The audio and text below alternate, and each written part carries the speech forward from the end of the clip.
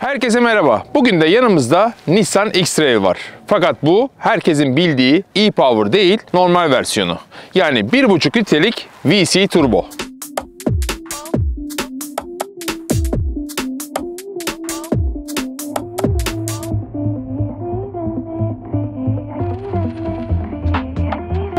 Otomobili anlatmaya başlamadan önce size sponsorumuz Opet Madeni Yağları'nın bu otomobil için size hangi yağ önerdiğinden biraz bahsetmek istiyorum. Fulltech 0W20. Bu yağ özellikle yeni nesil, düşük hacimli benzinli motorlarda kullanılan bir sentetik yağ. Geliştirilmiş sürtünme önleme özelliği sayesinde fark edilebilir düzeyde bir yakıt ekonomisi sağlar. Onun dışında özellikle soğuk havalarda ilk çalıştırmalarda sürtünmeyi minimize ederek motorun daha az zarar görmesini sağlar. Bir diğer deyişle motoru aşınmaya karşı korur. Onun yanında düşük uçuculuğu sayesinde yağ tüketimini azaltır, böylece hidrokarbon salınımı konusunda da otomobile yardımcı olur. Yani oldukça çevreci bir yağ. O zaman yağımızı bagaja koyalım ve otomobilimizi anlatmaya başlayalım. X-Trail, Nissan'ın 2000 yılından beri ürettiği SUV segmentindeki modeli. Qashqai'nin üstünde yer alıyor. Bu ise 4. nesli. Bir önceki nesli zaten çok iyi hatırlıyorsunuzdur. Qashqai'nin biraz daha uzatılmış haliydi. Onda biraz daha farklılıklar vardı ama bu sefer Qashqai'den bir aile ayrılmış durumda. Otomobile şöyle baktığınız zaman çok büyük, kaslı ve biraz da böyle daha küpük yapılı, kompakt bir otomobil görüyorsunuz. Bir önceki X-Trail'e baktığınız zaman çok daha küçük olduğunu hissedebilirsiniz. Ama hiç öyle değil işler. Bu otomobil bir öncekinden aslında 1,5 santim kadar daha kısa. Mevcut Qashqai ile karşılaştırdığımız zaman ise 25 santim bu otomobilin daha uzun olduğunu görebiliyoruz. Ayrıca bir 10 santim kadar da yükseklik farkı var. Yerden yükseklik olarak da yine yaklaşık 2 santim bu otomobil Qashqai'ye göre daha yüksek. Aks mesafesi yani ön ve arka lastiklerin arasındaki mesafe ise bu bizim için çok önemli biliyorsunuz. Özellikle iç hacim için. Bu otomobilde Qashqai'den yaklaşık 2 santim kadar uzun. Bir önceki X-Trail'e göre ise bu aks mesafesi aynı şekilde korunmuş. Şimdi otomobilin biraz detaylarından, tasarımından bahsedelim. Qashqai ile aslında benzer bir yapısı var ama önden baktığınız zaman bir önceki nesilde Qashqai ile X-Trail'i çok fazla ayırt edemiyordunuz. Bu nesilde iki otomobilde ayrılmış durumda. Özellikle far tasarımı konusuna baktığınız zaman asıl far grubunun burada olduğunu görüyorsunuz. Yani gündüz farları, yani park farları ve normal farlar birbirinden ayrılmış durumda. Bu zaten biliyorsunuz ki son zamanların modası. Bu otomobil en üst donanım paketi olduğu için adaptif LED farları var. Aynı zamanda yine sis farları da yine LED olarak geliyor. Daha düşük donanımlarda yine LED farlar geliyor fakat bunlar adaptif değil ve sis farları da yine aynı şekilde. Buradaki yine kocaman bir krom detay var ki bu krom detay aynı zamanda burada da devam ediyor. Yan tarafa baktığınız zaman o kapı altındaki basamaklarda da devam ediyor. Bu krom detaylar da yine otomobilin en üst donanım paketinde yani Platinum Premium'da geliyor. Şimdi ön tarafı anlattıktan sonra hemen yan tarafa doğru geçelim. Yana baktığımız zaman yine otomobilin plastik dodikleri yani çamurluk ağızları ve otomobili komple çevreleyen tarafın plastik renginde bırakıldığını yani boyası olarak bırakıldığını görüyoruz. Bu da işte offroad kullanımlarda dala vesaire çarptığınız zaman otomobilin boyasının çizilmesini engelleyen bir yapı. Jant olarak baktığınız zaman da bu otomobilin iki donanım paketinde de farklılık yok. 19 inç jantlarla geliyor. En büyük jantlarla geliyor. Hemen yana doğru baktığınız zaman aynalarının yine buradan yani ağız sütunun oradan bu otomobilin kapısına alındığını görüyoruz. Bu tabii hem görüş açısı olarak hem de kullanım olarak daha avantajlı bir durum. Zaten son zamanlarda birçok otomobil markası bunu yapıyor. Otomobilin anahtarsız giriş ve çalıştırma sistemi yine standart olarak geliyor. Donanım farklarını yani iki donanım arasındaki farkları zaten içeride bolca anlatırım. Üstte yine tavan barlarımız var. Bir cam tavanımız var. Açılabilir bir cam tavanımız var. Bunları da zaten anlatacağım. Hemen o zaman arka tarafa da şöyle kısaca bir bakalım. Bagaja bakalım. Sonra arka koltuğa geçelim ve sonrasında da otomobilin işini anlattıktan sonra biraz kullanalım. Şimdi otomobilin bagajından biraz bahsedelim. Elektrikli bagaj var. Fakat elektrikli bagaj yine dediğimiz gibi otomobilin en üst donanım paketinde yani Platinum Premium'da geliyor. 585 litrelik kocaman bir bagajımız var. Aynı zamanda bu otomobilin e-Power versiyonunda arkada 2 tane daha koltuk oluyor. 7 kişilik olarak otomobili alabiliyorsunuz ama bu versiyonda sadece 5 koltuklu olarak alabiliyorsunuz. Dediğimiz gibi kocaman bir bagaj. Şöyle kıyaslayabilirsiniz. Bir Qashqai'ye göre yaklaşık 150 litre daha fazla bagajınız var. Bagaj çok kullanışlı. 2 katlı olarak zemini ayarlayabiliyorsunuz. Bakın böyle açtığınız zaman bu alt tarafa da ekstra bir şeyler koyabiliyorsunuz ve bu parçalar kalın. Yani bunlara bir şey olmaz. Gayet dayanıklı. Hemen onun altına da baktığınız zaman aşağı tarafta yine avadanlıkta yani hem otomobilin krikosunu vesaire görebiliyorsunuz. Aynı zamanda Ortada stepne yerinde Bose'nin yani 10 hoparlörlü Bose ses sisteminin subwoofer'ını görebiliyorsunuz. Ses sisteminin oldukça iyi olduğunu zaten bu subwoofer'ı gördüğünüzde de anlayabilirsiniz. O zaman burayı hemen kapatalım. Tabii bu ses sistemi de yine Platinum Premium'da geliyor. Bu arada Platinum Premium'da bir farklı özellik daha var. Arka koltukların yapısı biraz daha değişik. Skypack donanım paketinde 60'a 40 olarak 2 bölmeli olarak gelirken arka koltuklar bunda 40, 20, 40 olarak geliyor. Onun da niçin böyle olduğunu İçeride arka koltuklarda anlatırım. O zaman oraya geçelim. Aynı zamanda buradan da kilitleyebiliyorsunuz otomobili. Bu otomobilin en büyük özelliklerinden biri arka kapının 85 derece kadar açılıyor olması. Dolayısıyla bakın neredeyse dimdik bir açı var ve bu şekilde buraya işte bebek koltuğu yerleştirirken ya da işte bir şey yerleştirirken çok daha rahat erişim sağlanabiliyor. Yine demin bahsetmiştim ya arkadaki koltuklar biraz daha farklı diye. Bakın bu koltuğun sırtlığı şu şekilde yatırılabiliyor. Aynı zamanda buraya oturduğunuz zaman yine bakın bu koltuk öne ya da arkaya kayabiliyor. Şimdi otomobilin arkasından biraz bahsedelim. Sırt bir kere bu şekilde yatık olduğu için arkada çok rahat bir şekilde seyahat edebiliyorsunuz. Benim zaten boyumu biliyorsunuzdur. Normal standartlarda bir insan değilim. 1.90 boyundayım. Dolayısıyla buraya ben sığabiliyorsam birçok insan da rahatlıkla sığabilir. Bakın ne kadar bir diz mesafesi var. Yaklaşık bir elimin gireceği kadar 4-5 parmaklık bir diz mesafesi var ki bu gayet başarılı bir rakam. Baş mesafesine de bakarsak yine burada da bir 3-4 parmak kadar boşluk kalıyor. Dolayısıyla arka tarafın oldukça rahat olduğunu çok rahatlıkla söyleyebilirim. Arkada buralar sert plastik fakat bakın burada bir perdesi var. Bu da güzel bir detay. Aynı zamanda buranın kahverengi, buranın siyah olması da oldukça hoş detay. Arkadaki yolcular için de oldukça çalışıldığını gösteriyor. Burada yine yumuşak deriler var, dikişler var. Burada krom detaylar var. Kapı kolunun üstünde yine böyle fırçalanmış alüminyum gibi gözüken parçalar var. Onlar da gayet güzel detaylar. Onun dışında yine 3. bölge klimamız burada mevcut. Buradan ayarlayabiliyorsunuz derecesini. Fakat üfleme hızını ayarlayamıyorsunuz. Onu ön taraftan ayarlamanız lazım. İki taraf için de yine 3 kademeli koltuk ısıtmalarımız mevcut. 2 tane USB girişimiz mevcut. Biri USB-C, bir tanesi normal USB. Bu da bence gayet başarılı sistemlerden biri. Çünkü herkeste USB-C çıkışı olmayabiliyor. Yine hemen biraz koltuklardan bahsedelim. Bakın çok güzel desenleri olan yine perfore, delikli deri koltuklarımız var. Bunlar da yine üst pakette geliyor. Yani premium, platinum pakette gelen detaylar. Onun dışında ortadaki şaft tünelinin çok yüksek olmaması da ortadaki yolcuların oturduğu zaman bakın burada rahat rahat seyahat etmesini sağlıyor. 44 numara ayaklarda buraya böyle rahatlıkla sığabiliyor. O da şuradaki detayla alakalı bir durum. Yani bakarsanız otomobil oldukça şık, oldukça arka tarafta rahat bir otomobil. Demiştim ya 40, 20, 40. İşte 20'si burası. Yani bardaklıklar. Burada da yine bakın kocaman 2 tane bardak ya da şişe koyabileceğiniz yeriniz mevcut. Şurada da yine cep telefonunuzu koyabileceğiniz güzel bir alan da mevcut. Tabii buradan da arka tarafa ulaşım olması da gayet iyi bir detay. O zaman ne yapalım? Arka tarafı bitirdiğimize göre ait olduğumuz yere yani sürücü koltuğuna geçelim. Bakalım o tarafta nasılmış, ne kadar rahatmış.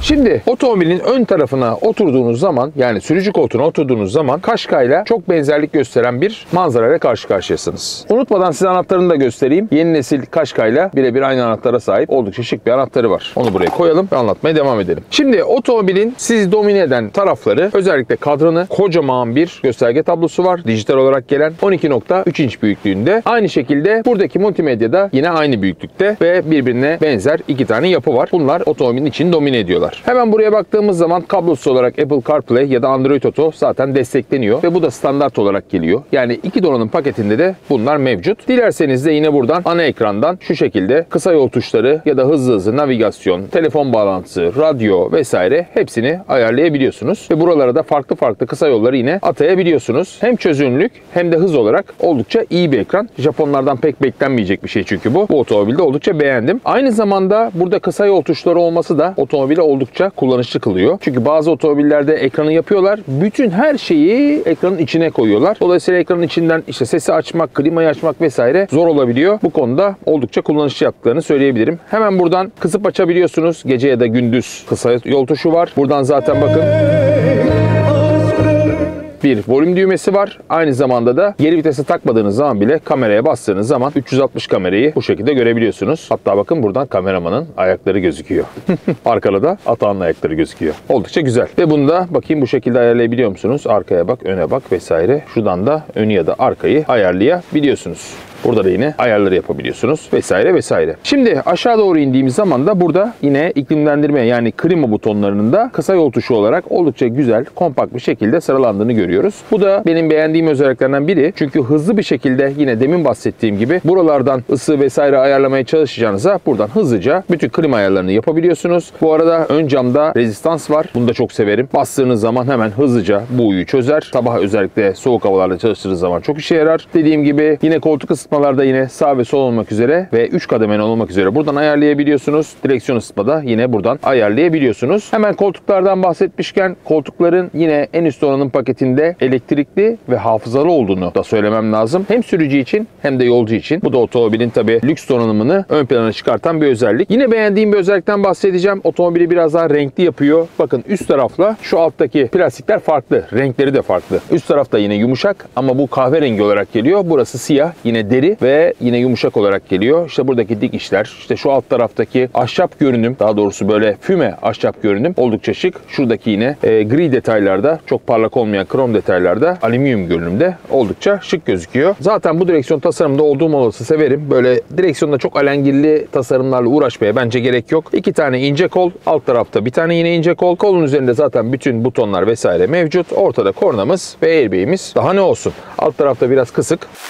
Oldukça güzel ve tabii ki ekranı perdelemiyor. En büyük özelliklerinden biri de bu. Gerçi perdelese bile ön tarafta yine üst donanımda gelen bir head-up display var. Renkli olarak çalışıyor. Aynı zamanda tabela algılama sistemi vesaire de ve navigasyonu da oradan görebiliyorsunuz. Aynı zamanda Apple CarPlay'in verilerini de oradan görebiliyorsunuz. O da oldukça güzel bir ayrıntı. Otomobil CVT şanzımanla geliyor. CVT olmasına rağmen burada artı ya da eksi vitesleri küçültebiliyorsunuz. Küçültebiliyorsunuz derken mekanik olarak bir şey yapmıyor ama sistematik olarak sanki bir mekanik şanzıman varmış gibi içinde ya da sıralı şanzıman varmış gibi buradan ayarlayabiliyorsunuz. O da güzel bir ayrıntı. Kısa yol tuşlarına buradan devam etmişler. Direksiyon yardımı yani Steam Mode biraz daha yumuşatıyor. Aynı zamanda da park yardımında da bunu kullanabiliyorsunuz. Yine işte burada head-up'ı rahatsız ederse kapatıp açabiliyorsunuz. Onun dışında start stop sistemini devre dışı bırakabiliyor ya da işte buradan gösterge parlaklığını ayarlayabiliyorsunuz. Aynı zamanda da şu düğmeye bastığınız zaman da bagajı içeriden elektrik olarak açabiliyorsunuz. Burada hafıza tuşları hemen kapı kolunun önünde yer alıyor. Aynı şekilde orada da yer alıyor. Bir güzel özelliklerinden bahsedeceğim. Bakın buradan otomobili kilitleyip açabiliyorsunuz. Aynı zamanda yan tarafta da o buton var. Yani yanda biri oturduğu zaman o da kapıları kilitleyip açabiliyor. Bence bu da her otomobilde olması gereken bir ayrıntı. Niye bunu düşünmüyorlar onu anlamıyorum. Ortada bakın yine oldukça sağlam bir konsol yer alıyor. 2 tane bardaklığımız. Burada kablosuz şarj ünitemiz. Oldukça hızlı şarj ediyor bu arada. Bazıları çünkü koyuyorsunuz. Hiçbir şekilde şarj etmiyor telefonunuzu. İşte yarım saat yol gidiyorsunuz. %5, %10 kadar ancak doldurabiliyor ama bu gayet başarılı. 2 tane USB soketimiz var. Biri yine arka gibi USB-C, biri normal USB. 12 volt soketi. Start stop burada. Vites kolumuz yine oldukça şık. Küçük bir vites topuzu var. Burada fazla yer kaplamıyor ve kullanımı da gayet kolay. Park butonu hemen onun üzerinde yer alıyor. Elektrikli el freni, auto hold sistemi buradan devreye alıp kapatabiliyorsunuz. Buradan da sürüş modlarını ayarlayabiliyorsunuz. Sport,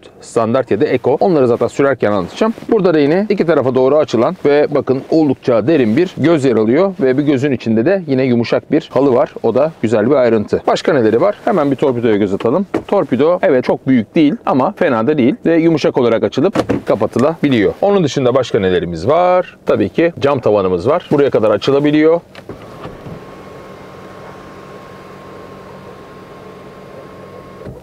Ve arkadaki yolcular için de inanılmaz bir ferahlık sağlıyor. Aynı zamanda buradan da yine cam tavanın perdesini kapatıp açabiliyorsunuz. Perde derken bazıları biliyorsunuz böyle şeffaf bir perde oluyor. Bunda tamamen tavan döşemesi gibi kalın bir perde geliyor. Onun dışında da otomobilde başka anlatabileceğim ADAS sistemleri vesaire zaten onları kullanırken anlatırız. O zaman ne yapayım? Vitesimi D'ye takayım, kemerimi takayım ve yola koyayım diyeceğim ama şu aşağıdaki şeyi de unutmayalım. Burada da yine kocaman bir göz var alt tarafta. Bunun alt tarafında. O da çok işe yarayan özelliklerden biri. Boşu boşuna yer kaplamamış oluyor. Görüşürüz. Ben biraz otomobili kullanayım. Anlatayım bakalım sürüş nasılmış.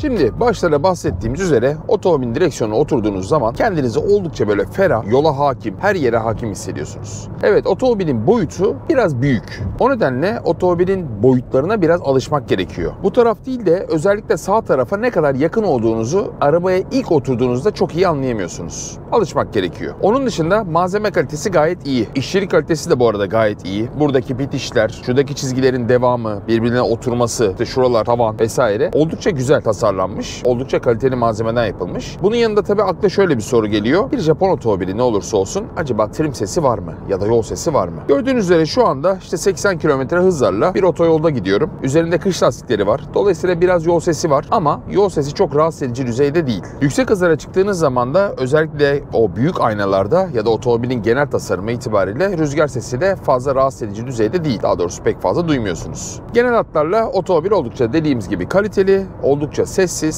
sakin, konforlu ve içinde kendinizi iyi hissetmenizi sağlıyor. Bir önceki X-Trail'e göre bayağı bir çağ atlamış olduğunu bu konuda da söyleyebilirim. Şimdi otomobilin motorundan, teknik verilerinden fazla bahsetmedik. Bildiğin üzere aslında Qashqai ile aynı platformda, yani aynı altyapıyı paylaşıyor. Hatta biliyorsunuz e-Power teknolojisiyle bayağı bir ses getirmişti. Herkes onu anlatmıştı. E-Power nasıl çalışır vesaire vesaire. Hatta bununla ilgili bizim de bir videomuz var. Onu eğer izlemediyseniz buraya link bırakırım. Linkten izleyebilirsiniz. Orada böyle tane tane e-Power'ın nasıl çalıştığını, çalışma prensibini anlatıyorum. Şimdi bu otomobilde de aslında e-Power gibi 1,5 litrelik bir motor var. Aslında aynı motor. Değişken sübap zamanlama, aynı zamanda da değişken sıkıştırma oranlı bir teknolojik motor var bunun üzerinde. Sıkıştırma oranını 8 ile 14 arasında sürüşe göre, devre göre ayarlıyor. Şimdi motor 1,5 litrelik, 163 beygir gücünde, 3 silindir ama 300 Nm tork üretiyor. Benzinli bir motora göre çok iyi bir rakam bu. Otomobilin ağırlığı 1650 kilolara yakın boş ağırlığı. Dolayısıyla bu ağır bir otomobil. 1,5 litrelik bir motor acaba bunu kaldırabilir mi diye otomobile böyle ilk yaklaştığınız zaman kafada biraz o soru negatif olarak yorumlanıyor. Fakat içine oturduğunuzda aslında biliyorsunuz, çünkü rakiplerde, çevrede hep böyle düşük hacimli motorlar var ve her geçen gün daha da düşüyor bu hacimler. Ama işte bazılarını kullanıyorsunuz, otomobili fazla kaldırmıyor, performans alamayabiliyorsunuz, ama bazılarını kullanıyorsunuz, sizi şaşırtıyor. İşte bu da aslında sizi şaşırtan modellerden, motorlardan biri. Özellikle tork değeriyle bayağı başarılı. Şimdi e-Power 4 tekerlekten çekişi biliyorsunuz. e-Force olarak geçiyor bunun da Nissan lügatındaki karşılığı. Bu otomobil önden çekiş olarak ilerliyor sadece. Şimdi e-Power elektrikli evet, ama bunda da hiç elektrikle alakası olmayan bir motor olduğunu söylememek lazım. Hafif hibrit, yani mild hibrit bir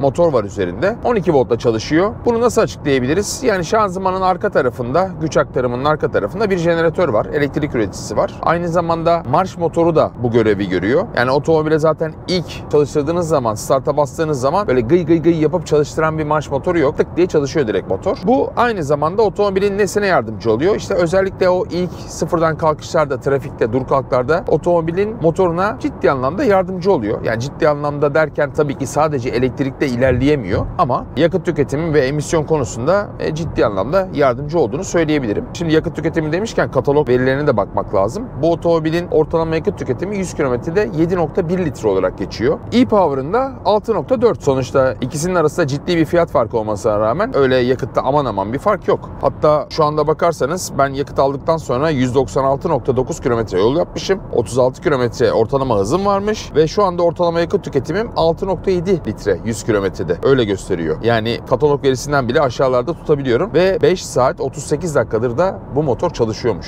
Çok iyi bir değer bence. Yani ben bu değeri açıkçası beklemiyordum. Çünkü bu tip ağır otomobillerde benzinli ve böyle küçük hacimli motorlar olduğu zaman ve turbo beslemeli tabii ki motorlar olduğu zaman işte böyle özellikle şehir içi kullanımlarında 10 litrelerden aşağı inmek pek mümkün olmuyor. Vallahi Yokohamalı Nissan mühendisleri, size bravo. İyi çalışmışsınız. Şanzımana gelirsek, benim videolarımı izliyorsanız az çok biliyorsunuzdur. CVT şanzımanı pek sevmem ama bunda da işte yine Xtronic adı verilen CVT bir şanzıman var. Ama bu bayağı bir geliştirilmiş yazılımsal anlamda. Kullanırken çok aşırı gaza basmadığınız sürece bunun bir CVT olmadığını anlayan insanlar bile olabilir. Tahmin edemeyecek insanlar olabilir. Hatta şöyle göstereyim. Hangi moddayız? Standart moddayız. Bak.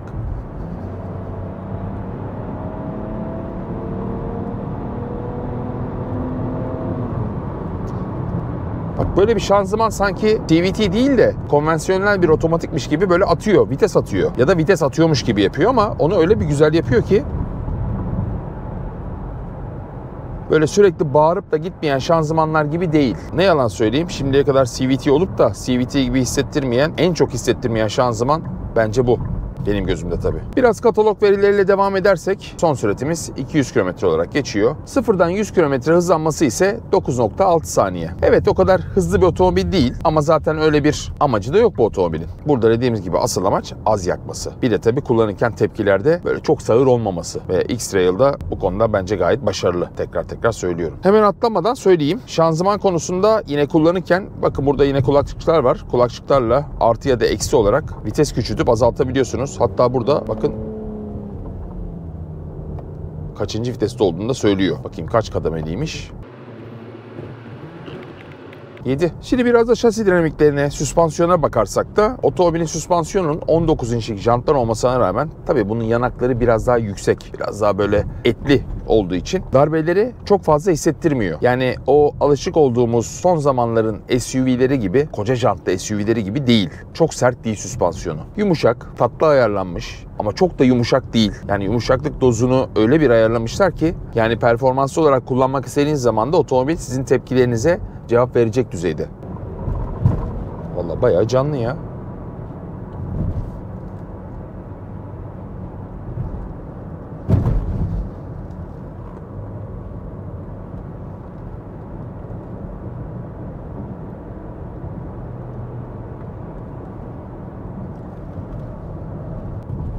Güzel otomobil. Güzel bir aile otomobili. Her yola gelir.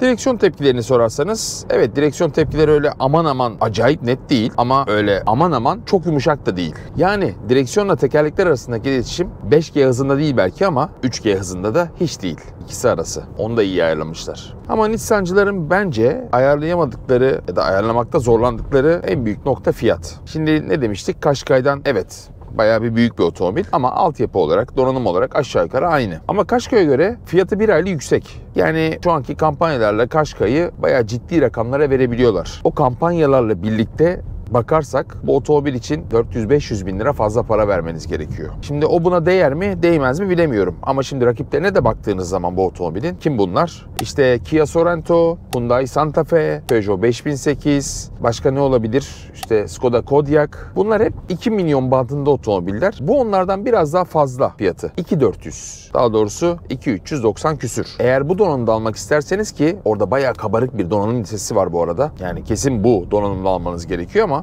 onun için de bir 250 bin lira civarında biraz daha para vermeniz gerekiyor. 1630 civarında bir liste fiyatı var. Premium Platinum donanım paketinin. e-Power'la kıyaslarsak ise aynı otomobilin e-Power versiyonunu almanız gerekirse yaklaşık yine 150 bin liradan biraz daha fazla para vermeniz gerekiyor. 2800'lere yaklaşan bir e-Power'ın başlangıç fiyatı var ki bu da artık bu fiyatla otomobilin ligini biraz daha yukarı taşımış oluyor. Yani buradaki seçenekler yelpaze bayağı bir genişlemiş oluyor. Tabii fiyat konusunda takdir insanların, ona bir şey diyemeyiz ama bana sorarsanız sen bu otomobili alır mısın diye, o bizim meşhur sorumuz var ya, onu sorarsanız ben ne derim? Bu otomobili aslında almak isterim derim. Aile için çok güzel bir otomobil. Kocaman, büyük, konforlu, bagajı kocaman, az yakıyor, motor hacmi düşük olduğu için vergisi iyi. Aynı zamanda performansı da bence gayet kabul edilebilir ve yakışıklı bir otomobil bana kalırsa. Ama fiyat olarak baktığınız zaman benim bütçelerime göre biraz daha yukarıda kalıyor. Yani ben bu otomobili alacağım ama Qashqai almayı tercih edebilirim. Biraz daha daraltırım kendimi. Bagajımı biraz daha küçültürüm. Otomobilin gövdesini biraz daha küçültür. Yaşam alanımı biraz daha daraltırım. Bagajdan biraz feragat ederim ama cebime bayağı bir para kalır.